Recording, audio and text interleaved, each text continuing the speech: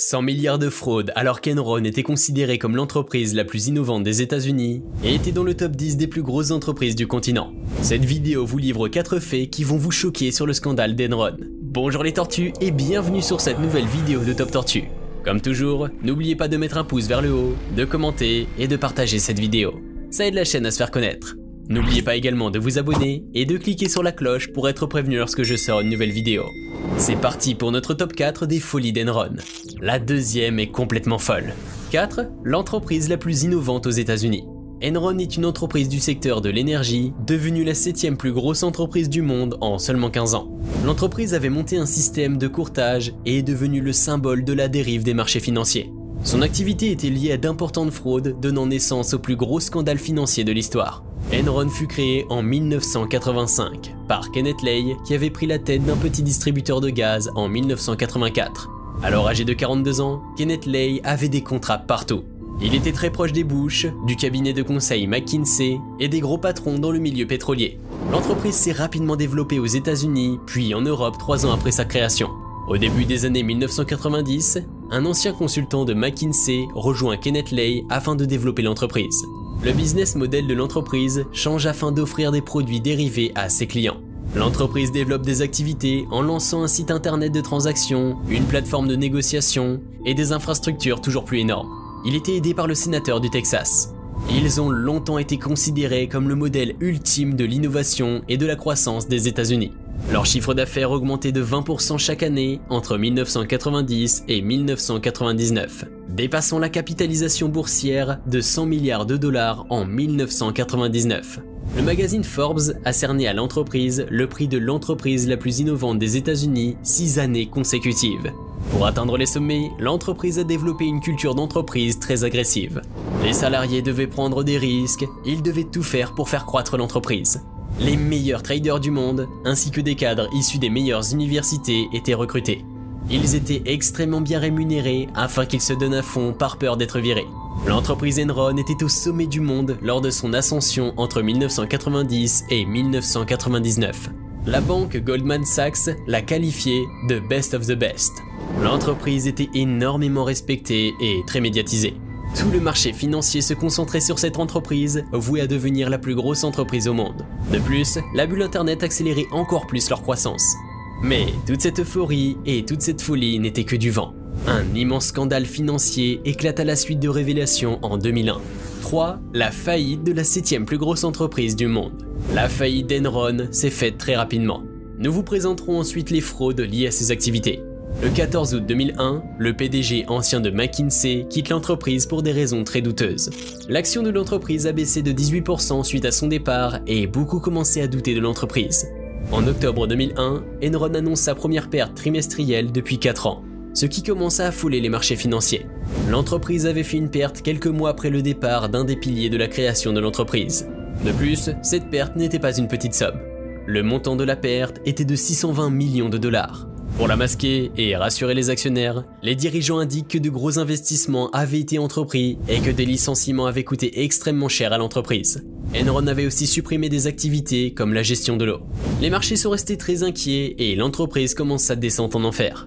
L'autorité de réglementation des activités boursières aux États-Unis, SEC, commence alors une enquête afin de mettre au clair les pratiques comptables d'Enron. Suite à cela, Enron fait de nouvelles annonces encore plus défavorables au marché. Ils auraient perdu 1,2 milliard de dollars à cause de mauvaises transactions qui étaient douteuses et orchestrées par le directeur financier. Suite à ces informations, les actionnaires partent un par un, vendant leurs actions à une vitesse folle. Un concurrent d'Enron s'apprête à racheter l'entreprise pour 10 milliards de dollars, ce qui correspond à seulement 1/10 de la valeur qu'avait l'entreprise quelques mois avant. Les entreprises cotées sont notées par des agences afin de donner des indices sur la fiabilité de l'action pour les nouveaux actionnaires. Enron a vu sa notation se dégrader en quelques semaines, ce qui a poussé le concurrent à retirer son offre d'achat. Suite à cela, Enron s'écrase. L'action perd 85% de sa valeur. En 3 mois, la valeur est passée de 40 € à seulement 26 centimes. Les valeurs en 2000 de l'action étaient de 85 €. Suite à ces événements catastrophiques et dignes d'un film d'horreur pour un actionnaire, l'entreprise fait faillite le 2 décembre 2001. C'est la plus grosse faillite de l'histoire des États-Unis.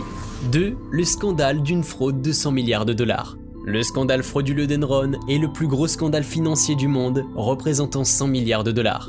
Cette fraude est 2 fois plus grosse que la pyramide de Ponzi de Madoff en 2008. Malgré un succès faramineux, certaines personnes se posaient la question sur ces chiffres toujours exceptionnels et de cette ascension surprenante. Le premier article parlant de ce questionnement est sorti le 5 mars 2001. Le magazine Fortune a publié un article dont le titre stipule « Enron est-il surcoté ?» L'enquête avait mené la journaliste Bethany McLean à interroger des dirigeants du groupe et des analystes afin de comprendre comment ils justifiaient une telle hausse de chiffre d'affaires et de capitalisation par rapport aux concurrents. Manquant d'informations et évoquant le manque de transparence de l'entreprise, la journaliste a exprimé son inquiétude. De nombreux journaux et enquêteurs foncent alors sur le sujet et des institutions publiques s'engagent à analyser les possibles dessous de cette affaire. C'est ainsi que la SEC lance une enquête sur les pratiques comptables. Suite à la faillite d'Enron, de nombreuses personnes se retrouvent ruinées et demandent des dédommagements ainsi que des explications. Le Congrès américain lance une enquête en profondeur et commence à auditionner des personnes liées à la faillite la semaine après l'événement. Le département de la justice américaine ouvre aussi des investigations. Les fraudes commencent à se faire découvrir. Tout d'abord, l'entreprise s'occupant des audits financiers d'Enron admet avoir détruit 2 tonnes de documents pendant la chute de l'action. Ceci relance les soupçons et la suite est encore plus folle. La Commission de réglementation de l'énergie des États-Unis affirme que Enron a falsifié des documents et des résultats. Elle révèle que l'entreprise a manipulé le marché de l'énergie aux États-Unis. Des blanchiments d'argent avaient été effectués avant la faillite de l'entreprise afin de booster les résultats. Par exemple, Enron faisait transférer l'électricité de la Californie en dehors de l'État avant de la remettre dans l'État afin de pouvoir augmenter les prix et gonfler les bénéfices. Kenneth Lay, le fondateur, avait vendu 300 millions de dollars d'actions tout en encourageant les salariés à en acheter début 2001. Et il n'était pas le seul. Le directeur de la stratégie a vendu 35 millions de dollars d'actions. Le PDG, ancien consultant McKinsey, en a vendu pour 200 millions de dollars et un autre directeur 53 millions de dollars. Au total, 29 dirigeants ont vendu des gros volumes de titres avant les révélations des fraudes. Enron a utilisé plusieurs techniques afin de gonfler ses chiffres sans se faire attraper. Tout d'abord, plusieurs sociétés secrètes étaient créées dans des paradis fiscaux. Ainsi, Enron faisait des transactions à plusieurs centaines de millions d'euros afin de cacher les pertes et les faire passer pour des bénéfices. En gros, elle vendait du gaz à elle-même mais sans en livrer. Ainsi, des immenses sommes étaient complètement inventées. Enron sous-évaluait aussi les risques des achats qu'elle faisait et les dépréciations des actifs. Elle ne comptait pas les coûts liés à certaines de ses activités. De plus, des consultants de McKinsey ont mis en place un système afin de fausser les valeurs des actifs légalement et ainsi anticiper des profits sans qu'il n'ait encore eu lieu. Les comptes étaient aussi faussés simplement en cachant plus de 40 milliards de dollars de dettes aux actionnaires. Une entreprise du nom de Andersen a couvert les fraudes immenses d'Enron pendant de longues années. Enron les payait extrêmement bien afin qu'ils soient obligés d'accepter de falsifier les comptes. Andersen est devenu un des 5 plus gros cabinets d'audit et de conseil grâce à Enron. En 2000, alors que le marché s'apprêtait à s'effondrer, Andersen livre une enquête à la demande d'Enron, facturée 45 millions de dollars pour analyser les risques et affirmer qu'aucun problème majeur ne menace Enron. Ceci n'a pas suffi pour arrêter les enquêteurs. Des conséquences jamais vues. Les conséquences d'une telle fraude sont dévastatrices. Des millions de personnes se sont retrouvées ruinées. Les pertes cumulées des créanciers et des actionnaires sont estimées à plus de 60 milliards de dollars. Enron embauchait plus de 28 000 salariés qui ont été indemnisés en moyenne de 4 500 dollars.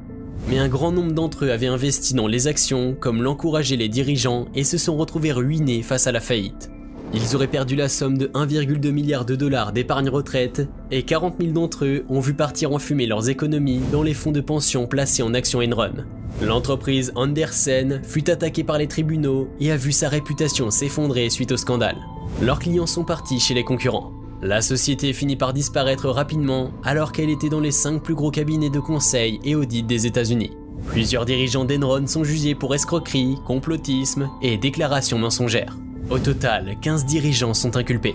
Kenneth Lay, qui avait fondé l'entreprise, est déclaré comme coupable en 2006 de 10 chefs d'accusation. Il meurt d'une crise cardiaque lors de son procès sans connaître son verdict. Il risquait 165 ans de prison. Jeffrey Skilling, l'ancien de McKinsey, nie ces accusations et dit qu'il n'était pas au courant des montages financiers qu'avait effectué Kenneth. Il est tout de même reconnu coupable et condamné à 24 ans de prison. Il est sorti de prison en 2019. Un des directeurs se suicide avant de connaître le verdict. Les autres dirigeants encourent entre 1 à 6 ans de prison. Le scandale d'Enron a eu un immense impact sur la législation et les règles comptables. Plusieurs mesures sont établies afin d'éviter toute nouvelle fraude. Plusieurs conflits d'intérêts sont aussi mis en lumière grâce au scandale d'Enron. Les agences de notation et les banques ont redéfini leurs critères pour éviter à tout prix un nouveau scandale aussi destructeur. J'espère que cette vidéo vous a plu et que vous avez appris beaucoup de choses intéressantes. Nous sommes à présent à la fin de notre top 4 des folies d'Enron. Si vous avez aimé la vidéo, n'hésitez pas à liker et laisser un commentaire. À bientôt.